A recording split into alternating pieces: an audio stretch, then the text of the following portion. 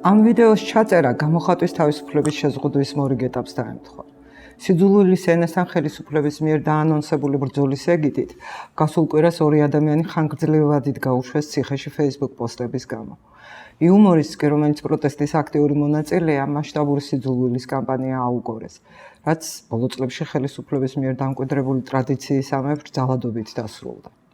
პარლამენტარმა ირაკლი ზარქოამ ძალადობის ფაქტი საზოგადოების აღშფოთებით გაამართლა, რომელიც არავის გაუტარებს საყვარელი მწერლის შეურაცხყოფას. სასამართლო დარბაზიდან გირაოთი გამოშვებულ მოძალადეს კი ეზოში თანამოაზრეების ჯგუფი დახვდა, რომელთაც ახალი მოძრაობის დაფუძნება დაანონსეს სიწმინდეების, წინაპრების რელიგიისა და ეკლესიის შეურაცხყოფაზე მყისიერი რეაგირებისთვის. ეს პირველი შემთხვევა არაა, როდესაც ქართული ოცნება საზოგადოებრივი მორალისა და ფასეულობების დაცვის არგუმენტს გამოხატვის თავისუფლების შეზღუდვისა და რეპრესიული პოლიტიკის გასატარებლად იყენებს. ძალადობას, როგორც წესი, წინ ფართომასშტაბიანი ორკესტრირებული სიძულვილის კამპანია უძღვის პროსახელისუფლებო მედიებსა და სოციალურ ქსელებში. შემდგომ მიზანში ამოღებულ ადამიანებს თავს ესხმიან ორგანიზებული მოძალადე ჯგუფები. აყენებენ სიტყვიერ შეურაცხყოფას, ფიზიკურად უსწორდებიან, აზიანებენ მათ მანქანებს, ოფისებს, კუთვნილ ნივთებს. შემდგომ გამოდის მართველი პოლიტიკური ძალის წარმომადგენელი, რომელიც ფორმალურად ემიჯნება, რეალურად კი დანაშაულის აღშფოთებული საზოგადოების ჯანსაღ რეაქციად მონათვლით ძალადობის ნორმალიზებას ახდენს. ხალებს აფხედა, არც ერთი არა ხალი. ხალი არ არის არც არის რაღაც სხვა ჯიშია, ხალი არ არის. სად არის ხალი? აბა მითხარით, ერთ მაჩვენეთ რომელია ხალი. თუ გავიხსენებთ ეროვნული ღირებულებების, ოჯახური ფასეულობების, იდენტობის დაცვისა და რწმენის სახელით ჩადენილ დანაშაულებებს ქვიერ თემის წინააღმდეგ, ადვილი დასანახია კავშირი მართულ, ორგანიზებულ სიძულვილის კამპანიებს, დისკრიმინაციასა და სისტემურ ძალადობას შორის.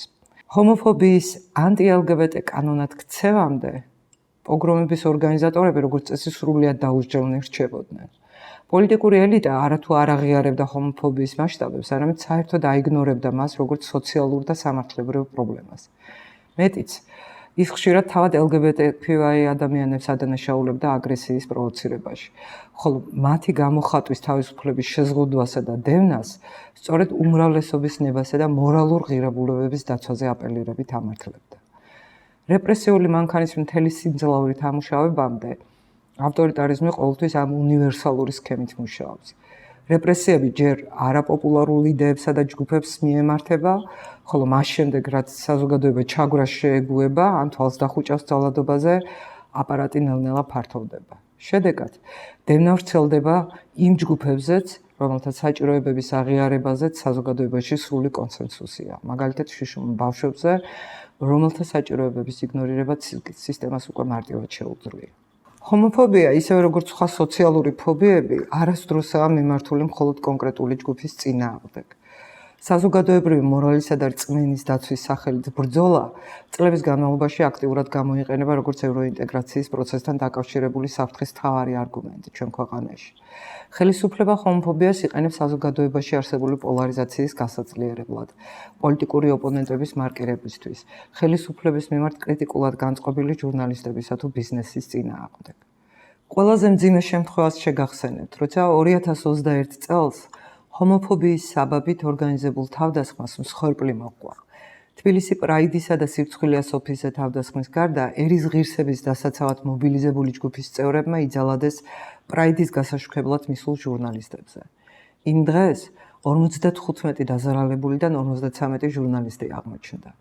ერთ-ერთი მათგანი, ღირსების დაცვის სახელით სასტიკად ნაცემი ლექსო ლაშქარავა, ამ შემთხვევიდან რამდენიმე დღეში გარდაიცვალა. კიდევ ერთი კრიტიკულად მნიშვნელოვანი საკითხი ხელისუფლების მხრიდან საზოგადოებრივი განწყობებით მანიპულირებაა.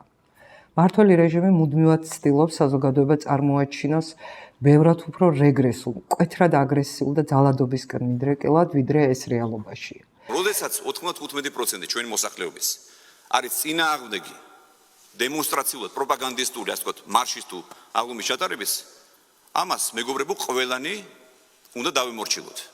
ეს არის ჩვენი მოსახლეობის აბსოლუტური უმრავლესობის აზრი. ციფრებითა და აღქმებით ამგვარი სპეკულირება ხელისუფლებას ორ მხრივად სჭირდება. ერთი მხრივ, რაც საკუთარი რეპრესიული პოლიტიკა და ძალადობა უმრავლესობის დაკვეთად გაასაღოს, ხოლო მეორე მხრივ საზოგადოებაში დანერგოს განცდა, რომ მოქალაქეთა უმრავლესობა იწონებს ან იზიარებს ამ ძალადობას. რეალურად კი საზოგადოება იცვლება. მიუხედავად იმისა, რომ ჩვენ სოციუმში LGBTQI ადამიანები კვლავ რჩებიან ჯგუფად, რომლის მიმართაც ყველაზე დაბალი მიღებლობა ფიქსირდება, ბოლო წლების სოციოლოგიური კვლევები მაინც აჩვენებს პოზიტიურ დინამიკას.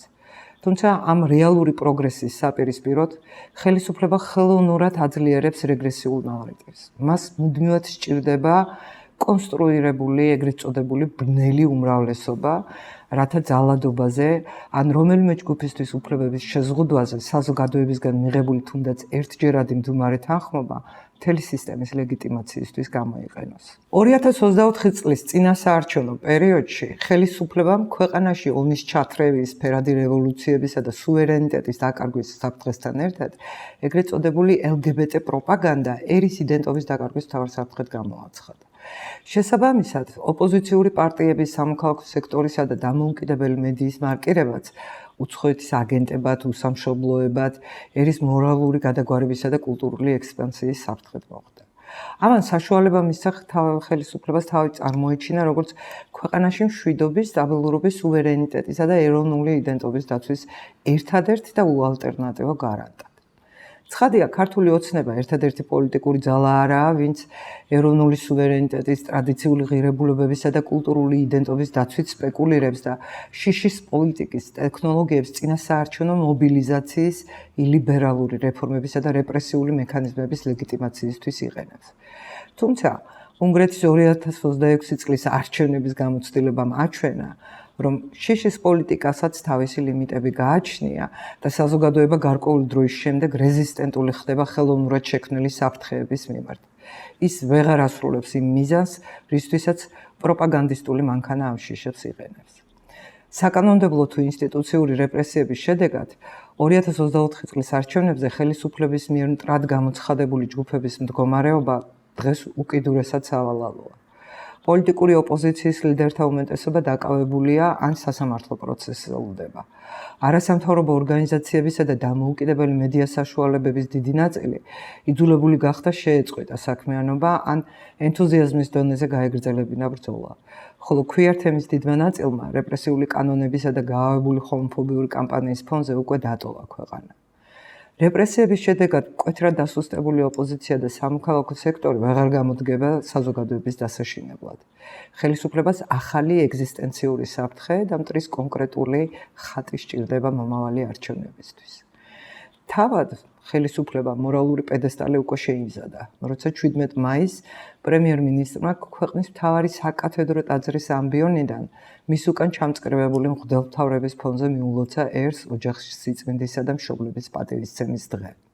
რეპრესიული მექანიზმების გამოყენება თანდათანობით ფართოვდება და დიდი ხანია გასცდა სამოქალაქო საზოგადოების ორგანიზაციებისა და ინსტიტუციური ოპოზიციის საზღვრებს. რეპრესიული პოლიტიკა ვრცელდება დღეს უკვე ყველაზე, ვინც გაფიცვით, ქუჩის პროტესტითა თუ სოციალურ ქსელებში აზრის გამოთქმით რეჟიმის ქმედებების ლეგიტიმურობასა და სანდოობას ეჭქვეშ აყენებს.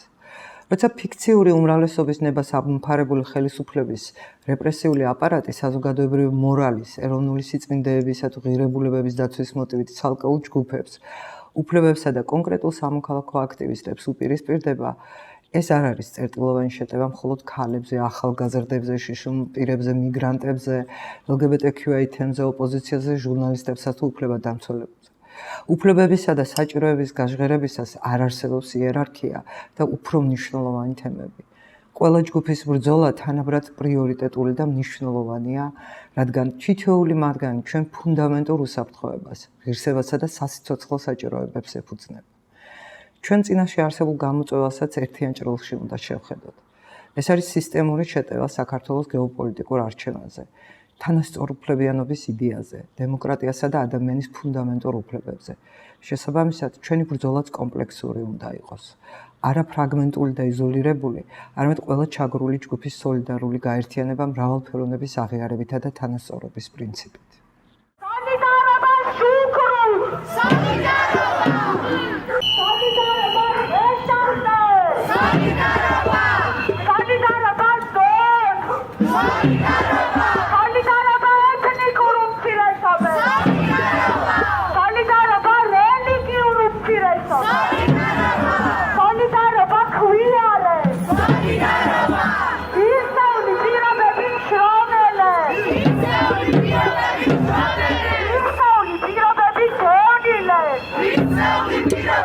გეუბნები.